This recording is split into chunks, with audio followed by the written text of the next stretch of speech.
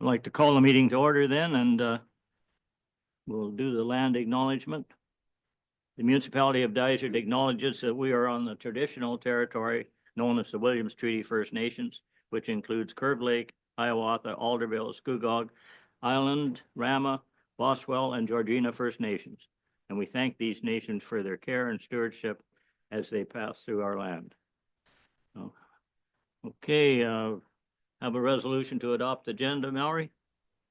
Yeah. Be it resolved that the agenda for the regular meeting of the Council of the Municipality of Dysart et al. Held on September 24th, 2024 be approved as presented. Mover and seconder, Nancy and Pat, all in favor? Carried, thank you. Any disclosures of pecuniary interest? Being none, a resolution to adopt the minutes of the August 27th meeting. Be it resolved that Council approves the August 27th, 2024 regular Council meeting minutes as circulated. Mover and seconder. Tammy and Walt, all in favor? Carried, thank you. Okay. Any report from the county, Walt? We're going through the process for the to pick the person for the police committee. And then we had another meeting on October the 4th. There's 5 really good applications, and it's kind of a tough decision to decide, but they're going to end up with 2. So that's all I have to report. Okay, so a resolution to go into public meeting. Be it resolved that Council hereby adjourns the regular meeting of Council at 9:03 a.m. to proceed into a public meeting to consider zoning bylaw amendment file D14-ZB-2024-001, lands of Brum and Churloff. Okay, mover and seconder. Nancy and Barry, all in favor? Carried, thank you. Okay, we'll start this long epistle, but we need to do it. The purpose of the public meeting is to present planning applications in a planning format as required by the Planning Act. This is a public meeting to consider one proposed amendment to the Municipality of Dysart zoning bylaw 2005-120. It's the council's responsibility to consider all information received to date regarding the applications and to hear and consider any views you may have about these applications. Every person present or registered male will have the opportunity to ask questions about the proposals and voice their opinion regarding same. Please state your name and your relation to the application prior to speaking. Each person will have 5 minutes to provide comments or ask questions. Please direct all your questions and comments to the chair. Please restrict your comments to planning matters only. After this public meeting is over, council will make a recommendation as to whether or not the proposed zoning amendment should be passed. Council's recommendations will then be considered during the regular meeting of council. Once council has made a decision on the proposed amendment, notice will be circulated as per the Planning Act. All those persons who give the municipality written notice that they would like to receive notice of the decision will receive a copy. You must make this request in writing. The Planning Act specifies that if a person or public body does not make an oral submission or a public meeting or make written submissions to the municipality before the proposed bylaw is passed, the person or public body is not entitled to appeal the decision of the municipality to the land tribunal and may not be added as a party to an appeal unless the opinion of the tribunal they are on reasonable grounds to do so. So now we'll commence with the public meeting over the agenda. The first application on the agenda is file number D14ZB 2024-01, lands of Brum and Churloff. Okay, Chris, I guess you're doing this. Yes, I am. Thank you. Good morning, everyone. So this is for the zoning application for the noted file. The proposed zoning amendment is a condition of a recent consent application H-030-24, which received provisional approval from the County of Haliburton on October 12th, 2024, which was to create 3 new properties from the subject lands. The proposed amendment would change the zoning of the subject property from Rural Type 1 zone and environmental protection to Rural Type 1 zone, Rural Type 2 zone, Rural Type 2 exception zone, and environmental protection. And this is to permit permanent rural residential use on the subject lands, to implement the required front lot line setback, implement a reduced minimum lot frontage for proposed lot 1, and further delineate the environmental protection zone and buffer areas as defined by the supporting environmental impact study. The supporting environmental impact study provides that development outside of the area delineated in the natural constraints figure, which was attached with the report, is unlikely to result in adverse ecological impacts related to both retention of existing structures and development of new single dwellings. For clarity, the proposed severance sketch and zoning schedule are attached. All neighbor property owners within 120 meters of the subject lands and appropriate agencies were circulated for comment on September 3rd, 2024, as per the requirements of the of the Provincial Planning Act. To date, the following comments have been received from Barbara Barclay with the following. Concerns related to potential water runoff from proposed driveway of severed lot 3, which runs straight up the incline of the property and appears to have somewhat of a direct access across from their property and driveway. Runoff from Dignan Road is a huge problem for us, and the proposed driveway would cause additional problems, especially if runoff in a straight line up to the property. Furthermore, the driveway is above our property, closer to Canyon Road. We will be subject to more runoff. I would propose it be placed below our lot where Dignan runs down a hill, and also this driveway winds its way downhill through the property. The full letter is attached with the report to council. Planning staff has reviewed these concerns with the Public Works Department. The Public Works Department confirmed that this would be assessed at the entrance permit stage, and that driveways cannot discharge water onto or over public right-of-ways or roads. Given the information outlined in the report, it is recommended that council approve the bylaws provided. The applicant's agent is in attendance to address any questions council may have. Okay, do you have any comments, sir?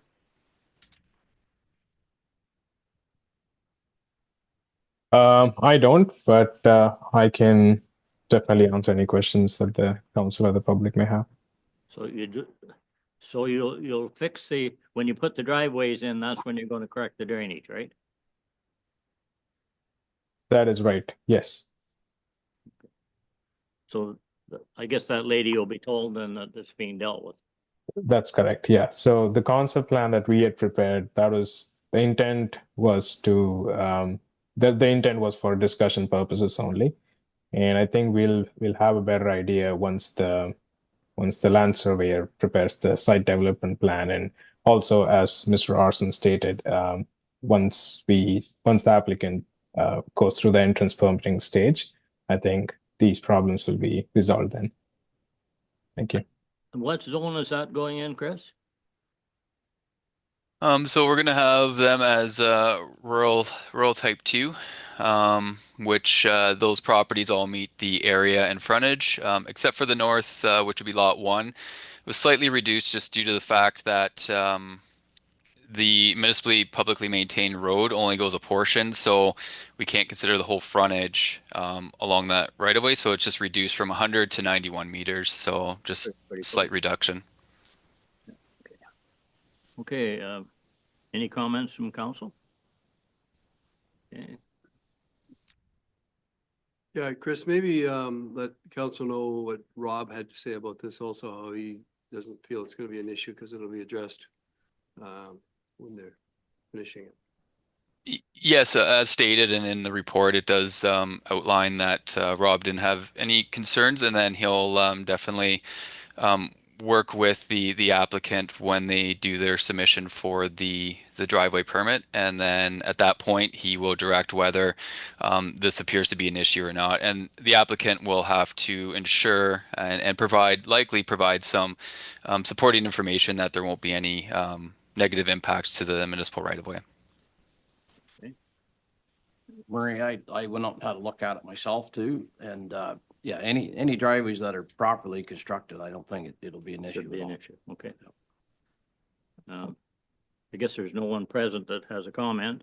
And you've made a comment from council. Anybody else from council? Okay. So this concludes the public comment portion of the meeting. And if members have any further questions related to the subject, doesn't look like that. So, Mallory, I guess we'll do a resolution then. Okay. Be it resolved that the report for file number D14-ZB-2024-001 from Churlov, which consists of part lots 14 and 15, concessions 3 and 4, in the geographic township of Harbour, municipality of Desert at all, be received for information. That council directs that a bylaw be brought forward for consideration during its September 24th, 2024 regular meeting, and that council recommends that the bylaw be approved. Okay, mover and seconder. Barry and Nancy, all in favor? Carried, thank you. Okay, that's that. So we'll move along now to I'll read the resolution to adjourn. yeah, I guess that would be important. Okay, be it resolved that council hereby adjourns the public meeting at 9:12 a.m. and reconvenes the regular meeting of council. Mover and seconder. Pat and Walt, all in favor? Carried. Okay, we're back to regular council then. Okay, and then we do have Chris Isles here to appeal a muzzle order that you have. Do you have anything to add? Yeah. Maybe, okay, well, let staff report first. Yep, Haley? good morning. Yes. Hi. Sorry, good morning. Yes, so the staff report, generally, the summary is the bylaw department received a statement outlining 2 separate incidents where the dog known as Copper bit and drew blood on a domesticated animal. The statement was accompanied by a signed declaration of dangerous dog form and photographic evidence of 1 puncture wound, which was allegedly from the secondary incident. We issued a muzzle order on the dog known as Copper based off of the declaration of dangerous dog form and the photographic evidence of a puncture wound. Okay, so, okay, Chris, do you have, how are you dealing with this? Can he come up? Actually, come up to the microphone. And just press the button so it'll turn red for you.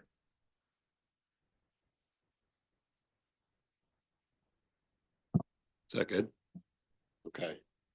Yeah, so there was an incident at my girlfriend's place where there was an altercation with my dog and the neighbor's dog.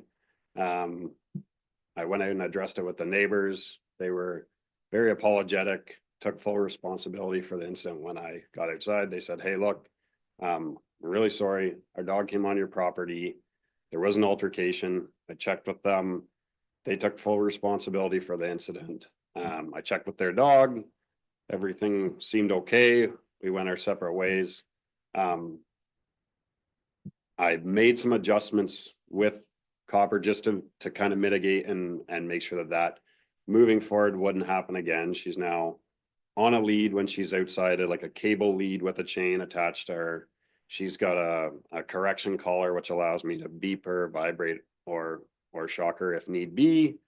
And then anytime that she's off the property, walking around the neighborhood, she's on like a belted leash, goes around my hips to her. In terms of the second incident, this is something that was never brought forward to me by the neighbors, not something I was aware of.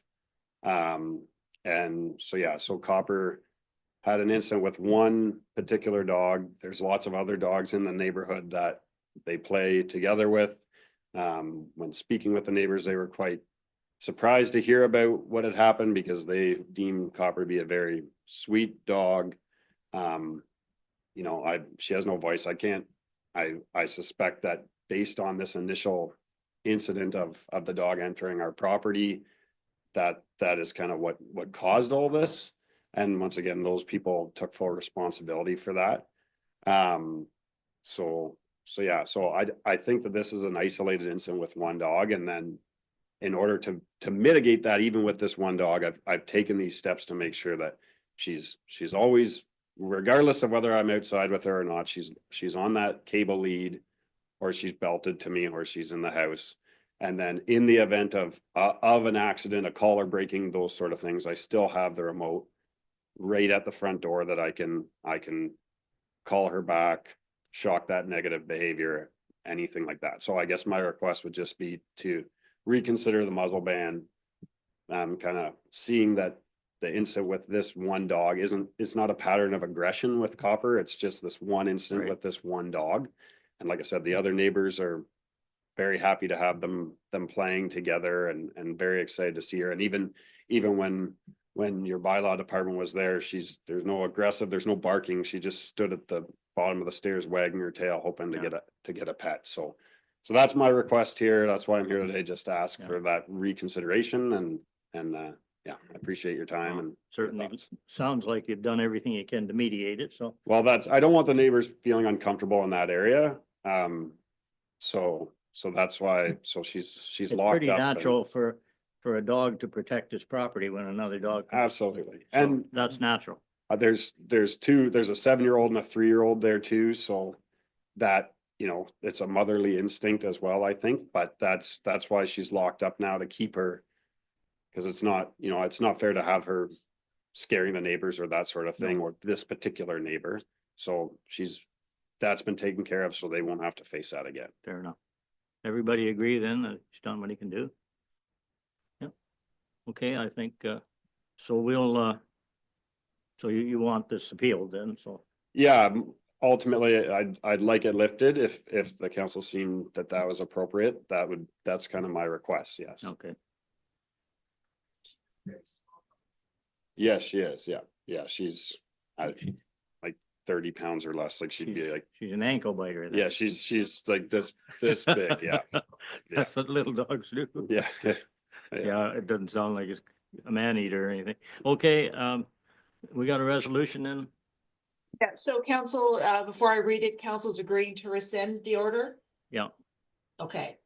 Be it resolved that Dysart et al. Council hereby rescinds the order to muzzle / declaration of dangerous dog made under bylaw 2020-45, issued to owner Carrie Lynn Hurst of 1021 Amick Trail in Haliburton, Ontario, for the dog named Copper. okay, mover and seconder. Carm and Pat, all in favor? Carrie, you're good.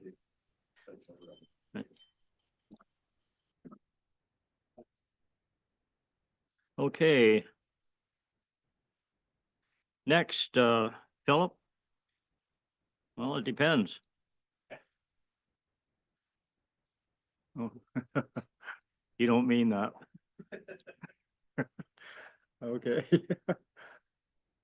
Wear chairs, huh? yeah, You have to push the button. Oh, I gotta push the button. All right. How's so everybody doing? just to review, you're gonna not go through the same thing you went through the last time. We know how you stand with the deer. We're talking about the fact that you got charged, right? I got charged a few times, yeah. Yeah, well, yeah, okay. Yeah. And why shouldn't you be charged? Well, so the first ticket I got, it went to the courts. I sent it to the courts. And I was told by the lawyer that is being, they're not gonna pursue it because it's not in the township's interest. So if it's not in the township's interest, I ask, why am I being charged an administrative penalty in order to comply? That once again, the few hours before I had to have my email in to be here today to see all you people, was also told that they were willing to drop the charges. So By staff here? yes, by Haley, the bylaw. Yeah, okay. Perhaps Haley should give her report and then we'll go from there. Yeah. So council. can Okay, get up to Haley, speed. you want to respond to that? I'm just trying to, Yeah, if we're referring to the part 1 ticket that was issued earlier this year, there was some administrative issues due to staff change, which would have made it, the odds of it being convicted were slim, so it was not in our interest to attend, which is why that charge was quashed. It was more of an administrative issue than an issue with the bylaw itself. In terms of this order, we did receive a follow-up complaint regarding property at 138 Mallard Road feeding deer. We received a photo from the complainant of deer feed on the property. When we attended, we did not observe any deer feed. So at that time, we couldn't issue a ticket. We issued an order because we did have photos of deer feeding having occurred. We issued an order to cease feeding the deer and not to allow deer and not to continue to allow deer feed to be placed outside. We met with Mr. Primavera at the address to discuss the order. It was not received, so that is why there's a delay. As you'll see, the order was issued in July, and that's why we're dealing with it now. There was a delay. We had to provide an extension based off of minimum turnaround time for an order. Again, at the time that we had a conversation on site with Mr. Primavera, there was no deer feed spotted at that time. So Haley, right now, there is a charge pending then.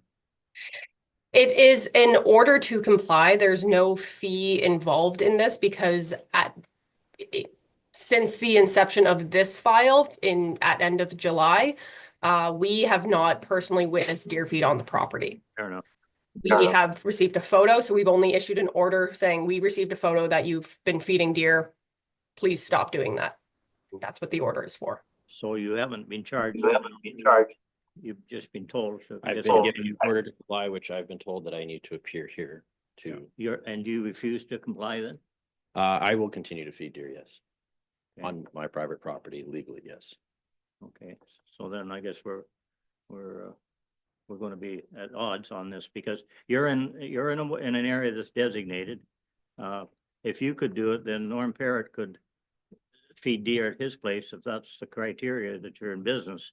And there'd be 30 deer at Maple Avenue and York Street. So He's not feeding currently I right know now, he's and there's not deer feeding them, walking but he down the could main if you street. can do it.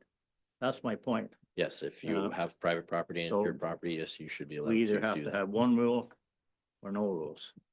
Oh, I think you know the answer there. Well, I know you want no rules, but unfortunately, the people have spoken and they want this bylaw in Ward 1. Okay. So, obviously I can't bring it up right now, but we do have a petition that's running. And I'll bring it up for the next. Yeah, you council can meeting. submit that to us if you like. Yeah. And, yeah. So I'm gonna continue to feed. So where do we go with this, order to comply? Well, you'll be charged if you're, if.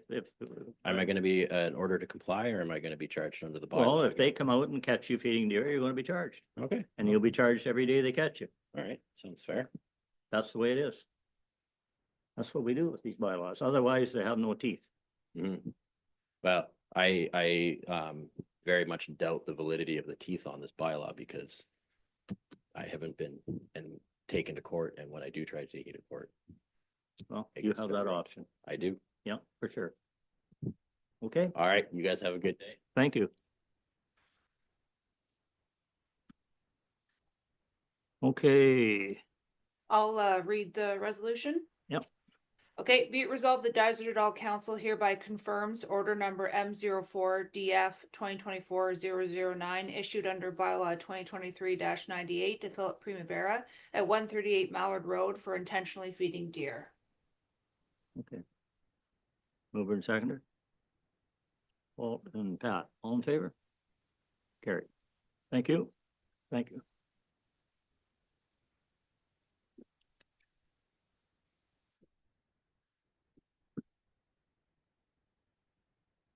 Making a lot of people happy today, aren't we?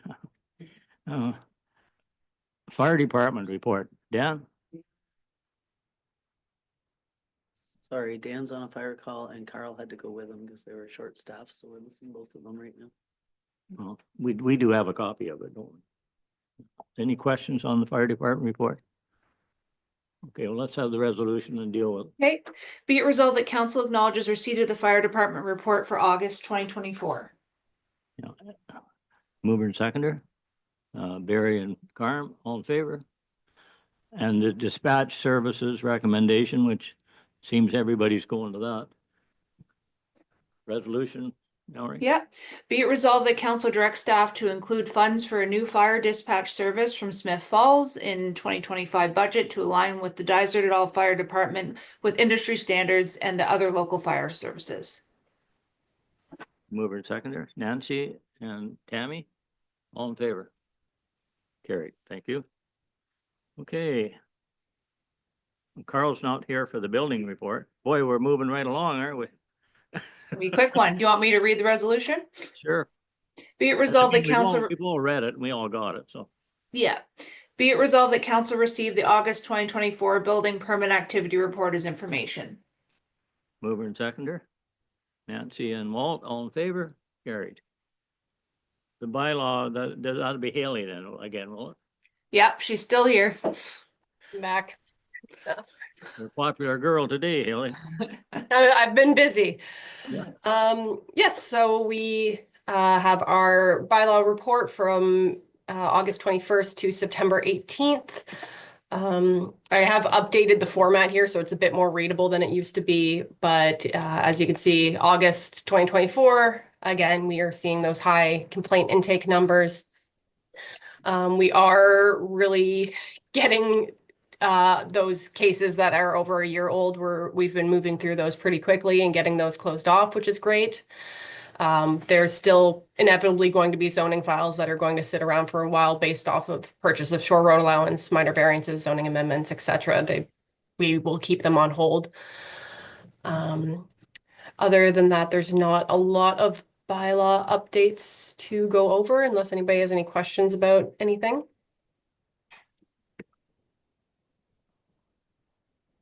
Okay, I guess resolution then, Mallory. Yeah. Be it resolved that council accepts the bylaw update report for August 21st to September 17th, 2024 as information. Mover and seconder. Walt and Pat, all in favor? Carried. Okay, this next letter, I guess, for information. You want to comment on that, Haley, or? From Legs, from Christine Legg?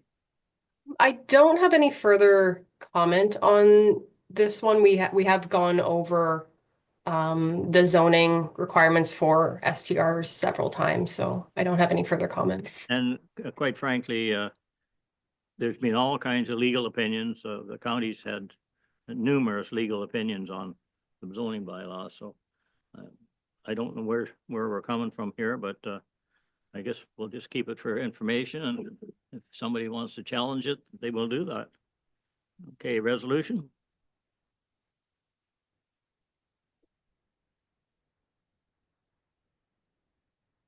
Mel, we can't hear you. Oh, I'm not muted. Can you hear me now? Yeah. Okay, I'll just get closer to the computer. Be it resolved that council acknowledges receipt of the correspondence from Christine and Jim Legg detailing their concerns with bylaw 2024-14 being a bylaw to license, regulate, and govern the operation of short-term rentals. Okay. Mover and seconder. Nancy and Carm, all in favor? Carried. Okay. Okay, no parking.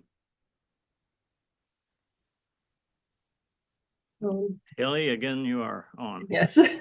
Yes, so further to motion 24-340 from last month's council, we had discussed there were several areas where parking was prohibited already, but was often being overlooked. I've compiled a list of our bylaw hotspots that we often check for illegal parking that we could be added to the painting schedule in 2025 for hash lines to be painted on the road, so it's more clear that there's no parking allowed in those areas. I added, there are 2 driveways that we've received complaints specifically about people blocking those driveways. I've added 3 additional driveways that are similar in nature that we haven't received complaints about. The concern that we had is if we were to mark these 2 driveways and not the other 3 that were very similar, that people would start to think that parking was allowed at the end of those driveways. So Are I've they on York Street or? no, so the majority of all of the driveways are on Highland. It's just the slimmer driveways that are kind of closer to alleyways, the Cozy Corner driveway, the Village Barn driveway. Yeah. Those ones. I've marked. You want to paint them all? Yes, if Yeah, if possible. If we're going to be marking private driveways with hash lines, the conversation that we had with staff was that if we're going to mark 2 driveways with hash lines, then similar driveways should also be marked if they're in the same area. There's not much more you can do. I see every one that she has marked. I agree with it totally. They should be marked. Yeah, absolutely. I know the BIA will welcome it, sure. Yeah. Okay.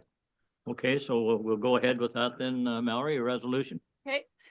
Be it resolved that council approves the inclusion of designated no parking areas as listed to be painted with crosshatch lines during the 2025 line painting schedule to enhance clarity and ensure compliance with parking regulations.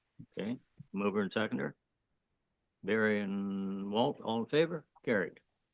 Thank you. Okay, thank you, Haley. Public Works.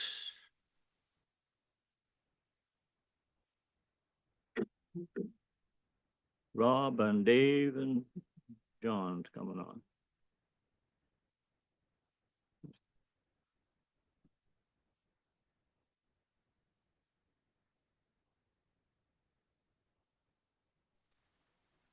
Okay.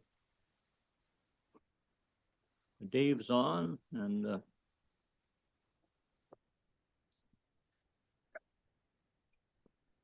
there's Rob. Okay, well, first is a letter from Sinkler's, one of several, about the surfacing on Wonderland Road, and I did respond to him and said that it was, I thought it was council's opinion that they weren't doing anything with it this year. First of all, it wouldn't get it done because of the weather and scheduling, and secondly, there just isn't money and the will to do it when there's other roads we're doing the same way. So I don't know how we want to answer them, but I think it's a negative. I think it's the way it is. Everybody agree that we're not doing anything with it this year? Rob? Yeah, through you, Mayor. So, I mean, my apologies if I sound like a broken record on this, but the aggregate that was used there is the aggregate that we use in our program. So it was approved through the 2023 budget. And, you know, as I've said before, if we want to go to a pricier, more premium aggregate, we're going to have a reduced scope of work and a higher unit price. So on a go forward basis, I think it's something we need to talk about prior to the 2025 budget. Okay. But I drove it and I didn't think it was that terrible, but maybe I missed something. Yeah, I drove it too, Marie, and again, it sounds rough when you're driving over it. And I'm sure that if you're driving, you know, one of those highway bicycles on it, it would definitely be a problem. But, you know, I compare it to some of the other roads around the community and it's not ideal, being it's not fully paved, but on the same note, I think for the value that Rob was talking about, it is what it is. I think that the next time physically revisit it, when we repave it, then we'll decide what we're gonna put a different surface on it, but Certainly it's not full of potholes. It's just, correct. it's just little stones. Yeah. Well, yeah, the biggest issue was the dust coming off it, and that Yeah. was right after it was first done, and Yeah, that's going and to that's- happen, that's- but there's a lot of stone chips, so there's a lot of walkers and people with kids and stuff, and when the cars were going by at too fast. That was a speed, problem then, for sure, yeah. There's a lot of stone chips flying. Okay, so resolution, Mallory? Be it resolved that council acknowledges receipt of the correspondence from John and Sharon Sinclair expressing concern with the surfacing of Wonderland Road. Okay, mover and seconder. Barry and Carm, all in favor? Carried. Okay. The August road report, that would be Dave? Yep, good morning, council. The road maintenance status report for August 2024. So the construction, Miller paving, pulverization and gravel addition for Percy Lake Road, Curry Road, and Bassant Road have all been completed. Culverts were replaced on Percy and Curry Road, as we all know, and brushing, tree removal. We've been staying on top of the brushing. We got a brushing crew out there right now. Tree removal, obviously danger trees, we remove them as needed. And patching, we have ongoing operations with patching. Okay. Any questions, Barry? Dave, can you, we always get, I know Walt and I get this all the time, but cutting back the sides of the roads. How much of our roads do we do per year? Like, I don't, not every road gets done every year. So how many, or I don't think it does. How much would get done in a year? No, that's off the schedule that Rob puts together for the roadside brushing. We don't actually have a piece of equipment that we brush with ourselves with the roads department. Yeah, anywhere from 20 to 50 kilometers a year for roadside brushing.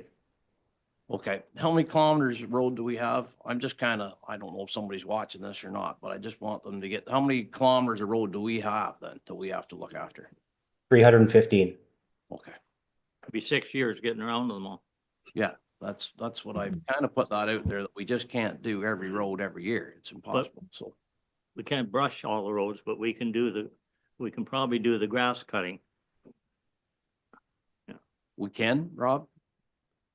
Well, with the new piece of equipment that we've been approved to purchase, the sidewalk plow, we are getting a flail mower with that, so that is gonna help with our roadside mowing. Awesome. Okay, thank you.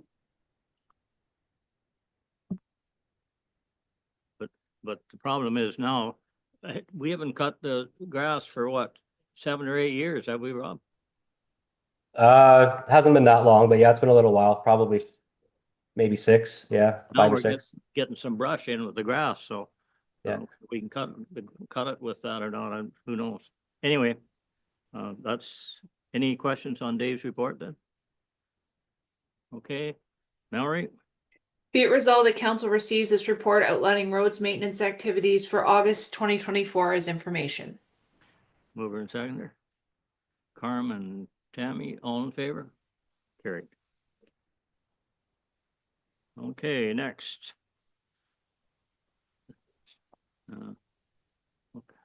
Lance Payne, speed monitoring. Yeah, so a couple things on this letter that was received is the radar signs that we have do not have a stealth mode on them, so we don't have the option of using that anyways. And the second, probably more important piece is we don't have a traffic calming policy. So even if we did have data to apply, we don't have a policy to say, you know, what we're going to do to each specific road to do a traffic calming site, I guess, as you say. So if we receive or if we do something on Wigamog Road, we pretty much left the door open to do something to every road we get a complaint on. So I would suggest either getting a traffic calming policy in place, which is going to cost time and money. Other municipalities have entire departments devoted to this, which we just don't have. So, I mean, the other option is we can put a permanent speed radar sign up. That might be something council wants to look at. I'm going to ballpark them at about $5,000 a site. So that is up for consideration. But no matter what we do relating to speed, it's going to cost money.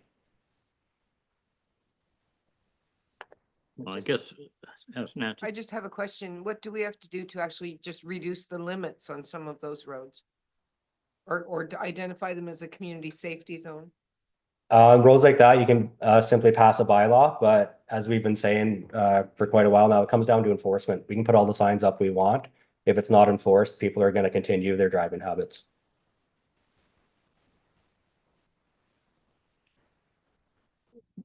Do the OPP not enforce that one on Inglesby?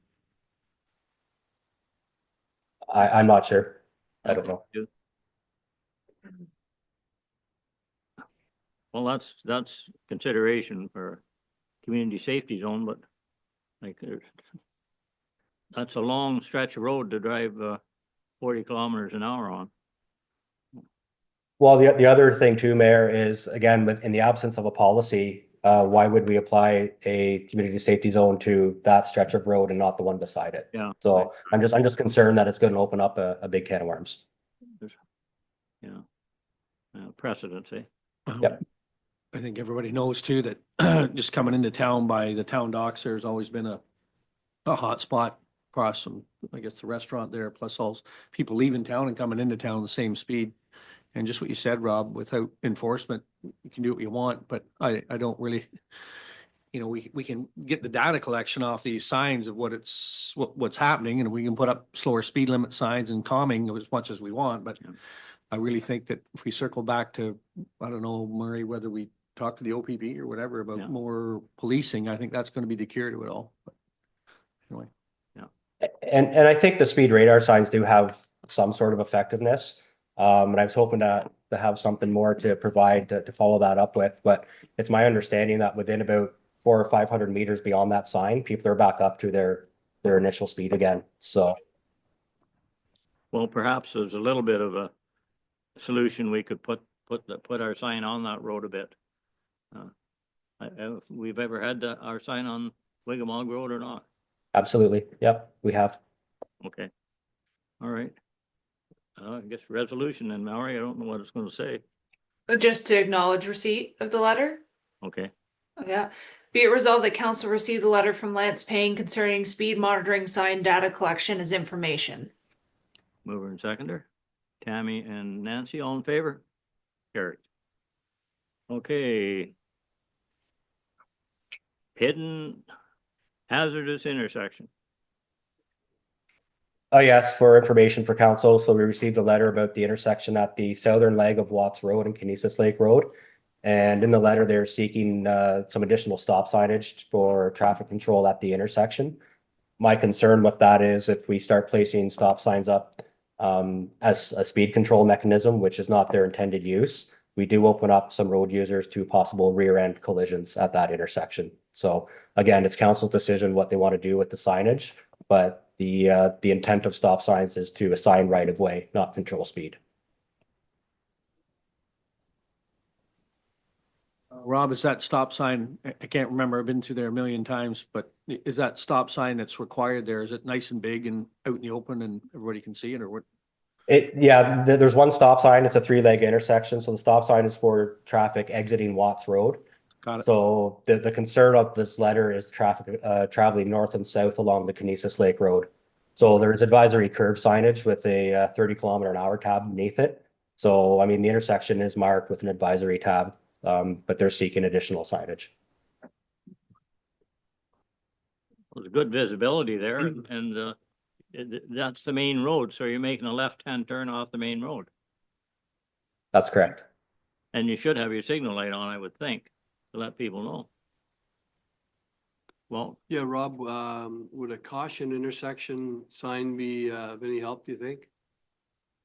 Well, there's warning signage up already. So there's a yellow curb sign with an advisory speed tab beneath it. So, I mean, the intersection is marked. Thank you. okay. All right, Mallory? Would council like to deny the request for additional stop signs? Yes. Okay. Be it resolved that council received the letter concerning the intersection of Watts Road and Kinesis Lake Road as information, and that council deny the request for additional stop signs at the intersection. Mover and seconder. Barry and Pat, all in favor? Carried. Thank you. Okay. Community Support and Recreation Infrastructure Fund, Head Lake Bridge replacement. You want, Tamara, do you want to comment now? Yeah, I can speak to the grant portion and Rob can answer any actual bridge questions. Basically, we have an opportunity to apply for a 50-50 grant through this Community Sport and Recreation Infrastructure Fund, which we'd need a resolution of support from council now to meet the deadline for the grant application. It's not 100% that we would fit, but under the accessibility components of it, it's worth a try. We did talk to the granting agencies. So in January or during budget, as part of your deliberations, you allocated 169,000 from the Parkland Reserve Fund towards the replacement of this bridge and directed staff to look for matching grants to help come up with the rest of the money. So based on that, if we estimated a $500,000 cost between the cost of the bridge and the engineering, that would be 250,000 each, of which we already have 169,000 allocated, so it's another 80,000 we would have to come up with. I have to confirm with Barbara still, because she was away while I was writing this, but just that there is a possibility there could be more funds in the Parkland Reserve that could be allocated towards that, because part of that was the reason for this allocation was because the legislation required we allocated 60% of the Right. Parkland Reserve funds. So we'll have to do that again this year. So if we were successful with the grant, that could be the allocation potentially. So at this point, we're just looking for approval from council to make the application for that. There's no guarantee we'll get it, but it's a big amount of money. So if we could get 250,000, it would be helpful. And Rob can answer any questions in regards to the actual bridge. Like this would, right now it's a single wide. They can't get snow plow, the sidewalk plow over it or anything either. Doesn't meet any of the accessibility requirements with an aging seniors community and a lot more traffic back and forth between the condos and everything over there in the last decade. But Rob, do you want to speak to the life of the bridge or? Sure, through you, Mayor. The bridge that's in place now is basically at end of life. We've done 3 cycles of biennial inspections on it, and it's certainly not improving as time goes on. And it's also nearing the point where they're going to be recommending seasonal monitoring of it. So we'd have to go down there and actually take pictures and make sure that it isn't getting worse and it is safe for the public. So we're very much at a point where we can't do nothing. So yeah, whether we replace like for like, or if we go with an 8-foot bridge that can take a vehicle, the recommendation is going to be that we go with a wider bridge to accommodate equipment and do full replacement with a new foundation. So, Rob, I'm in full support of that, getting that bridge replaced. I do know that, I think it was, Rob let me know that one of the younger kids are pulling pieces of the retaining steel off there and a couple boards fell out of the center of it, which everybody straightened out. But, the condition of it at the time there too was definitely deteriorating, but, moving forward to the construction stage of the new one, if it's able to, you just wondering if there's anything else other that's not corrosive. I don't know how long the aluminum would last or what the life expectancy is, but how many years has that bridge been there now? Steel one? 20? I'm guessing it was the early 80s it went in there. 35 I'm not years. sure. That's a good stretch then. Yeah. I'm just Yeah. concerned, like, everyone knows that salt gets tracked up through there between people walking on it and everything else. I just hate for the aluminum to rot quicker than 40 years, if that makes sense. But anyway, that's all I got to say. I thought we could maybe do something, but Rob says that the metal is, the time you get sand out the rust, it's not going to be safe, so. I don't know. Yeah, there's very little left to work with underneath. Say the top is okay. It's just wherever the de-icing salt was laying for all those years. That's all. Any more discussion on that? Well, I know this question probably can't be answered, but when we make it that wide, is that gonna now, the people who want to drive ATVs through the park and everything going over the bridge and just saw another problem. I understand repairing it, putting a new one in, but making it that much wider for, like, say, ATVs, like how often how long would it take for somebody to shovel that bridge or to remove the snow on that bridge versus making it that wide? Because I don't think we need access with ATVs there.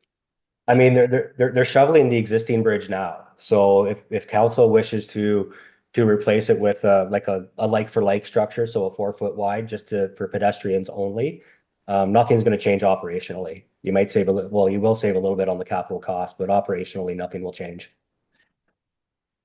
There is, right on our other bridge down there, we have removable bollards in front of them for that reason, so that the ATVs and skidoos can't go through them. We can do the same thing with a new bridge, and then they can come out for clearing and stuff like that. what's the difference in the cost going to be between an 8-foot and a 4-foot? Probably not a lot. I just note too, from walking over it, even with grandkids and trying to go holding hands going across, I walk sideways through it with kids because it's really narrow now. So I think even just that for walking, it needs to be wider. Well, that, as I told Tamara earlier, the concern was snowmobiles and ATVs. If you don't stop it. Yeah. So bollards would do it, I guess. Okay, so we're gonna apply for the grant anyway, right? Even if we don't get it, we'll apply. You need a resolution then, Mallory? Okay. Whereas council authorized an allocation of $169,430.06 towards the replacement of the Head Lake Park Bridge from the Parkland Reserve Fund. And whereas there's a 50-50 grant opportunity available through the Community Sport and Recreation Infrastructure Fund. Be it resolved that staff be directed to make application to this fund for the replacement of the Head Lake Park Bridge at an estimated project cost of $500,000. Including engineering, and further that any outstanding funds required be drawn from the Parkland Reserve Fund or included in the 2025 budget. I'm glad we got that 6 cents in there. Put us over the top. Oh, okay, mover and seconder. Tammy and Pat, all in favor? Carried.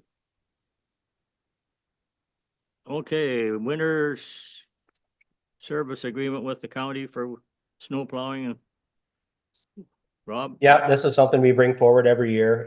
It's quite common, so it's just a shared services agreement between Dysart and the County of Haliburton, just for plowing, the mutual plowing of roads. So not much has changed this year because our rental rates have kind of leveled out. So last year we had a big jump in revenue, but this year it's kind of plateaued. And are we consistent with revenue with the other townships? Or you don't know that, I guess? I don't know that. Okay. Everybody charges different rates, so. They shouldn't be. I'll check that, okay. Resolution? Be it resolved that bylaw 2024-88, being a bylaw to authorize the execution of a winter maintenance services agreement with the County of Haliburton, be read a first, second, and third time, passed, signed, and the corporate seal attached thereto. Okay, mover and seconder. Okay, Nancy and Pat, all in favor? Carried. Okay, landfill hours, that would be John.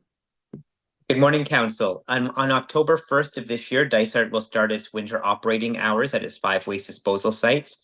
Those winter hours will run until April 30th of 2025. Per the 2024-25 waste management bylaw to govern the management of waste, we have specific hours for Christmas Eve, Christmas Day, Boxing Day, New Year's Eve, and New Year's Day. The hours are presented in the staff report about how that would be implemented. So on Christmas Eve and New Year's Eve, which fall on a Tuesday this year, Haliburton Landfill would be closed because it's a Tuesday. Harcourt, Kinesis Lake, and West Bay landfills would be open 9 a.m. to 12:30 p.m. West Guildford Landfill would be open 8 a.m. to 12:30 p.m. Christmas Day and New Year's Day, all sites would be closed. And then on Boxing Day, which is Thursday, December 26th, Haliburton and West Guildford would be open 10 a.m. to 5 p.m. and Harcourt, Kinesis Lake, and West Bay would be open 12 noon to 5 p.m. And in terms of promoting that to the public, we'd be using our website, social media. The landfill sites have signs about the holiday hours and newspaper advertisements as well as some additional avenues to promote that to the public. How much different is that than last year? The only difference is because the holidays change day, but it's the same operating hours as we usually implement for Christmas. Okay. Any concerns with that? Okay. Resolution? Be it resolved that council approve the Christmas Eve and New Year's Eve hours of operation at Dysart's 5 landfill waste disposal sites as per the September 21st staff report. Sorry, 24th staff report. Okay, mover and seconder. Nancy and Carm, all in favor? Carried. How did the hazardous waste day go? It was great. We've had our 3 hazardous waste days have been complete. We had great turnout from Dysart. We're just getting our final invoice for the final event, but the tonnage was really fantastic. It was great to see that participation.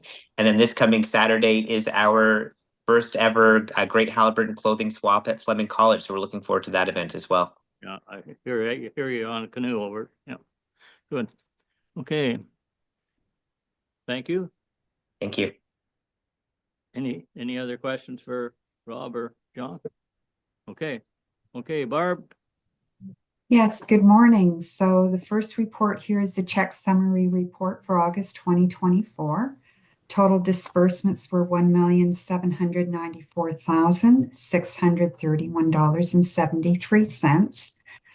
Of that amount, vendor payments were $1,383,867, and the balance of $410,764 is for payroll.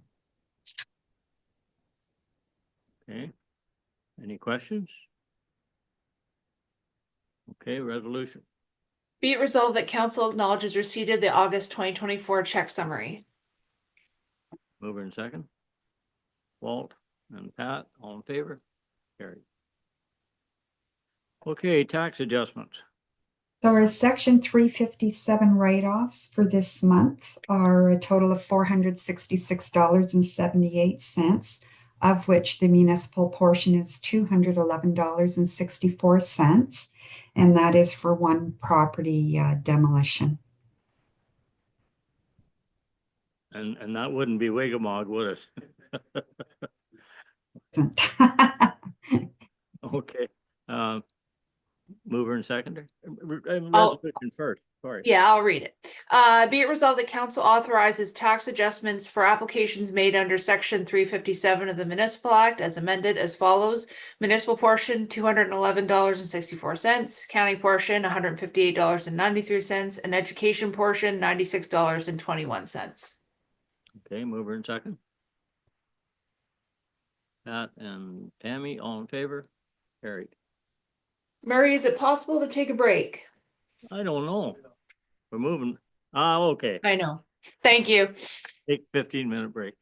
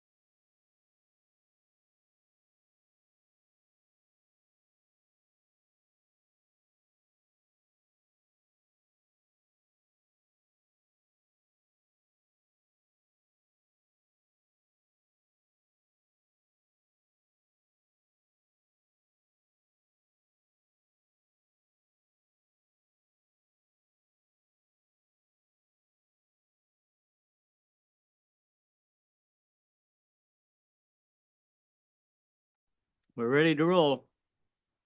Good. Okay, we got Chris coming on there.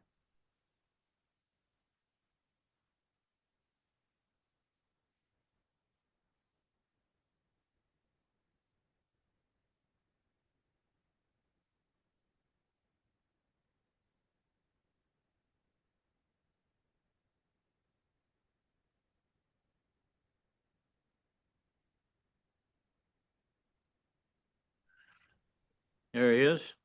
All right. So Okay, we, Chris. all right. So we were with the item of Brahman Sherloff. Council heard this application earlier this morning. There were comments received that regarding drainage and driveway entrance. Council appeared to be satisfied with how these will be addressed at the entrance permit stage. Therefore, no further concerns. It's recommended that the application be approved. I think we did talk about that, so, resolution, Mallory? Okay.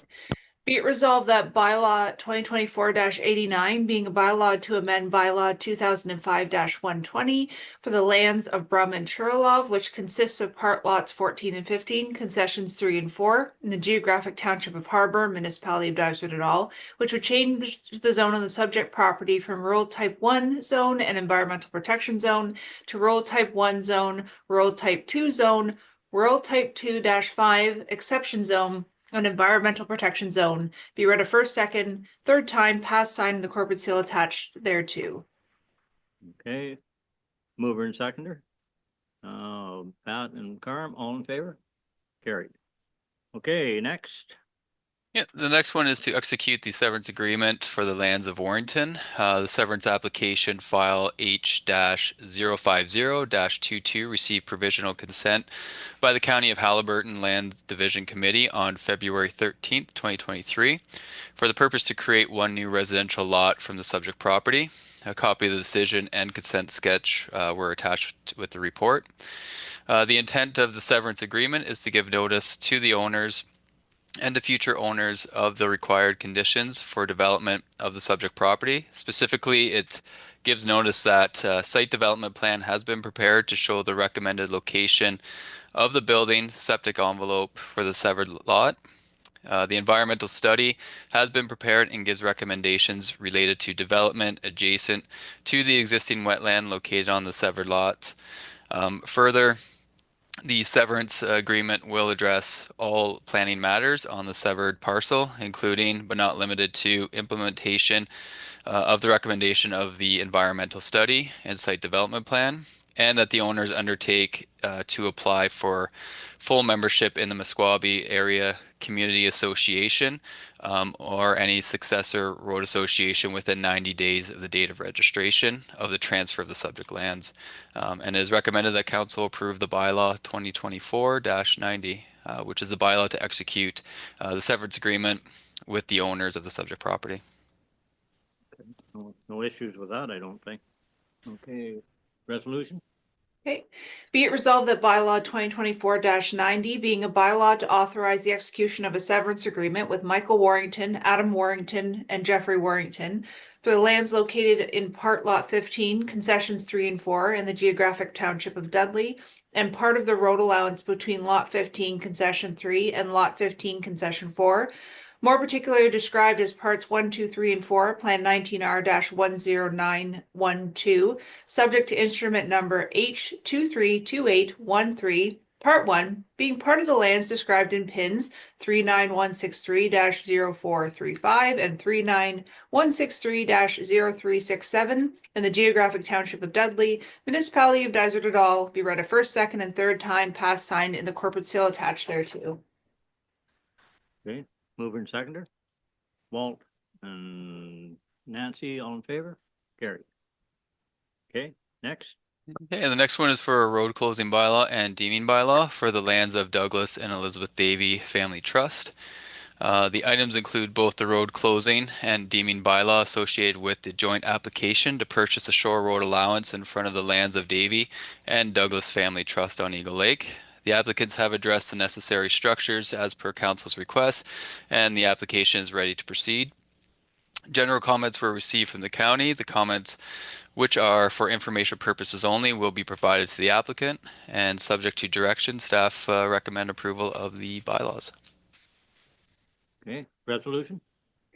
Be it resolved that bylaw 2024-91, being a bylaw to stop up, close, and convey a portion of the original shore road allowance in front of part lots 18 and 19, concession 3, in the geographic township of Havelock, be read a first, second, and third time, passed, signed, and the corporate seal attached thereto. And further, be it resolved that bylaw 2024-92, which is a bylaw to deem lot 35 and 36, registered plan 402 in the township of Havelock, not to be within a plan of subdivision for the purpose of section 50, subsection 3 of the Planning Act as amended, be read a first, second, and third time, passed, signed, and the corporate seal attached thereto. This bylaw is intended to allow lots 35 and 36, registered plan 402, to merge with the shore road allowance, which has been closed and conveyed pursuant to bylaw 2024-91. Okay, mover and seconder, Tammy and Carm, all in favor? Carried. Next, Okay, the next one is for a road closing bylaw for lands of Clark on Grace Lake. This item is a road closing bylaw for road closing application in front of the lands of Clark on Grace Lake. The notice and circulation requirements have been completed and no comments were received. Subject to council direction, staff recommend approval of bylaw 2024-93. okay, there's no issues with that one. Okay, resolution? Be it resolved that bylaw 2024-93, being a bylaw to stop up, close, and convey a portion of the original shore road allowance in front of part lot 1, concession 1 in the geographic township of Harcourt, be read a first, second, and third time, passed, signed, the corporate seal attached thereto. Okay, mover and seconder, Tammy and Nancy, all in favor? Carried. Okay, next. Okay, this is an application to purchase a shore road allowance on Blue Lake in front of the lands of Panco. This is the first time the council has seen this item, which is an application to purchase the shore road allowance in front of the lands of Panco on Blue Lake. These lands are vacant and staff have no concerns. Staff requests permission to process the application. How many feet is that? I have to take a look here. I thought it should say in.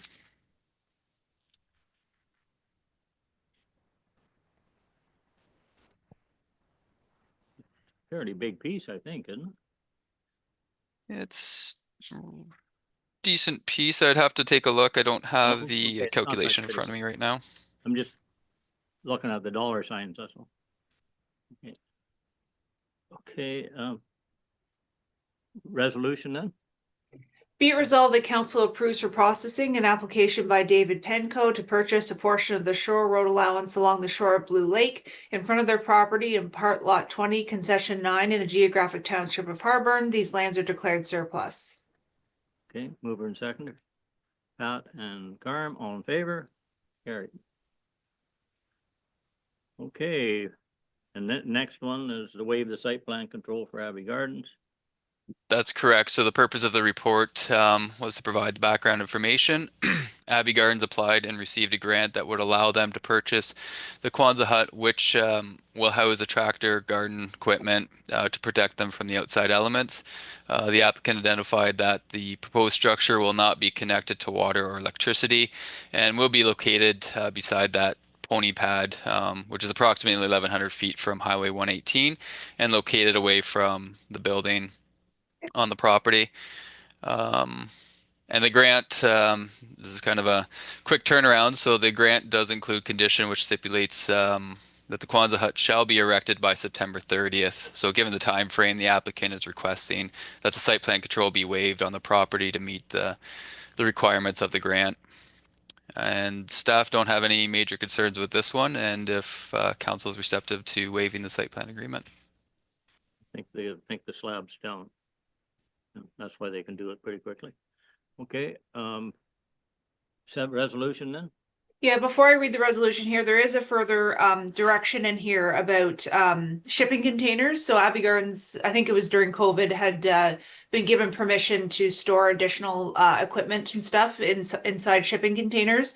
And then they were to remove them by January 1st, 2024. So staff have just noted that on the file that we've passed that deadline, and they'll just have to bring them into compliance somehow if they'd like to keep them. So that's part of the, did I summarize that right, Chris? Yeah, Yep, you did. that's great. Okay, perfect. So that's part of the resolution. So I'll read it now.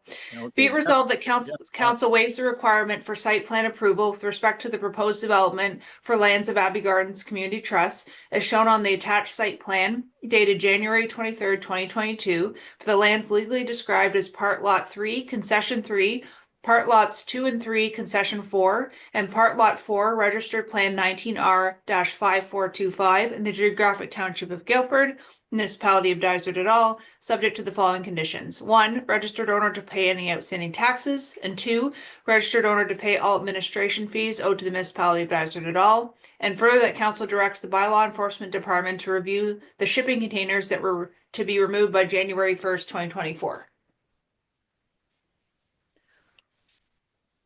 Okay, but I think he addressed the shipping containers with them, and I think Jeff did. So they know they're gonna have to move. Yeah. Okay. All right, mover and seconder, Barry and Carm, all in favor? Carried, thank you. Okay, thank you very much, Chris. Thank you. Okay, Harcourt Community Hall. Well, they hosted a wedding last week, so they were quite happy about that. And they've got their Thanksgiving dinner coming up on October the 5th, which is by donation only. So that should have a great turnout. Good. That's great. Carm? Nothing to report, Marie. Nothing? Rails End, Nancy? They had their AGM and I think that went well. I was at work, but I did attend their other meeting. They've got kind of a neat thing. They've got some scales in there, like a freight scale. So they're having families come in as groups and getting everybody weighed. And then when they come back next year, they can get weighed. So it's pretty unique. The scales are from about 1915. Oh, So okay. it's kind of a very unique thing that they have. They've got Drum Circle is working again. They had a celebration for the Victoria Street School 100-year birthday this year. And yeah, they're busy. They've got a good calendar of events on the website. Okay, resolution. Be it resolved that council acknowledges receipt of the September 2024 Rails and Gallery and Arts Center report. Okay, mover and seconder, Nancy and Pat, all in favor? Carried. BIA, Pat? Murray, I was away there for a stretch, so I didn't get to the BIA meeting, but I know that they're putting out their fall decorations there and getting ready for They that. look great, by the way. Yeah, you bet. And same with Harvest Halliburton. I'm gonna catch up with them before the end of the week and find out when their meetings are and report next month. Something I'd like you to bring forward.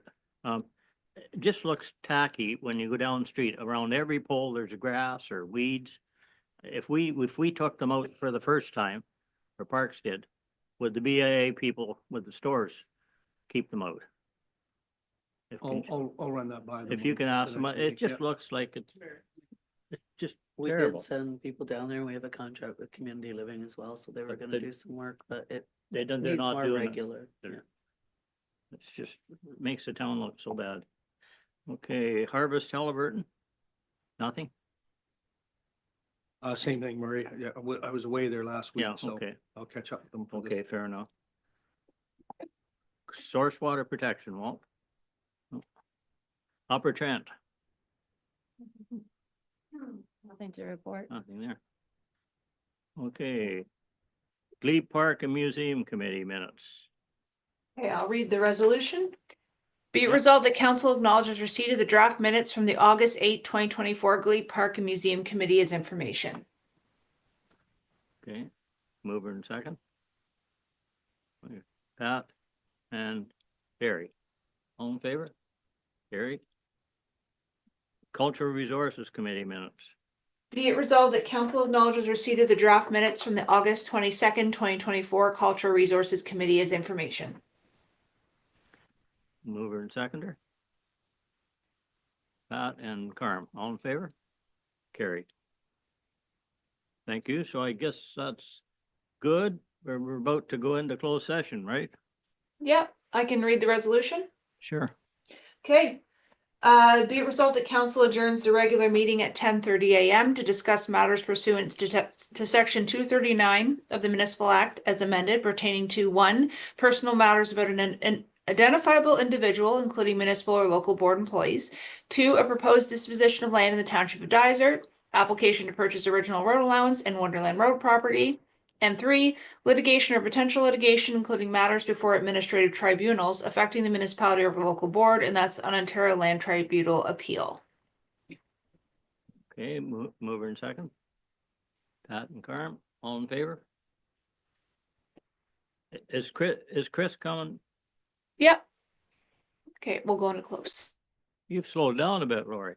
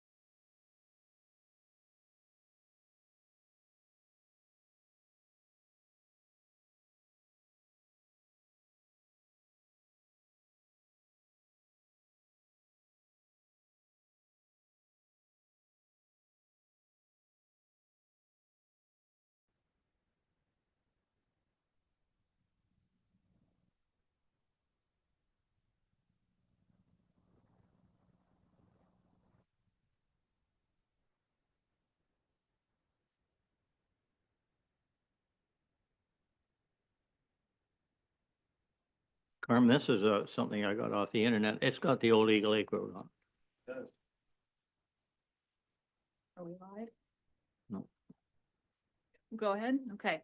So we have a couple resolutions to report out here. First one, be it resolved that council approves the estimate of market value of John Parish dated August 21st, 2024. With respect to the original allowance for road between concessions 1 and 2 in front of lot 24, and further described as part 1 on the preliminary plan by Bishop Geyer Surveying Incorporated, Township of Dysart, and Municipality of Dysart et al. The purchase price for the lands is set at $65,000. Okay, mover and second. Nancy and Barry, all in favor? Carried. Number Okay. 2. Number 2 is be it resolved that council directs staff to bring a bylaw to the October council meeting to renew license of occupation agreement L07-LO-2023-007 with Halliburton Properties Limited for a term of 1 year ending in June 1st, 2025. Okay. Mover and seconder. Walt and Nancy, all in favor? Carried. Okay, Ready to confirm? no, I don't know whether it's a notice of motion, but I don't know what you people are experiencing, but I'm getting a lot of people saying to me, how come gas is $1.39 a liter in Lindsay and $1.56.9 up here?